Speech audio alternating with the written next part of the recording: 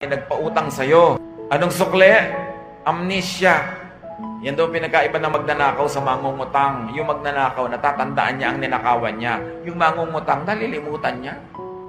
Ganyan ba ang paggagantimpala sa taong sumasagip sa'yo sa oras ng pangangailangan, pinautang ka, tas di mo babayaran? That is evil. O kaya hindi mo babayaran sa oras. Ay siya nga pala, ito yung 1,000 pesos na inutang ko sa'yo. 1,000. 30 years ago mo na inutang sa akin yan.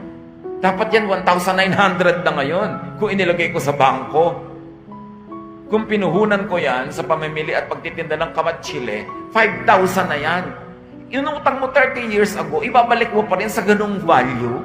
That's how you reward me for doing good. Alam niyo yung mga ganung mangungutang, hindi sila umaahon sa buhay. Ang buhay nila parang kumunoy na lubog sila ng lubog kasi hindi sila ibe-bless ng Diyos. Bakit? Hindi mo binabayaran ang utang mo. Hindi mo sinusuklian ang kabutihan ng naging mabuti sa'yo. At pag nasigil ka, galit ka pa. Kidlat ang naghihintay sa'yo. Dahil sinisigil ka, nagalit ka pa, ang kapal mo naman. Samantalang nung naghihirap ka, hindi ka nahihiya. Diba?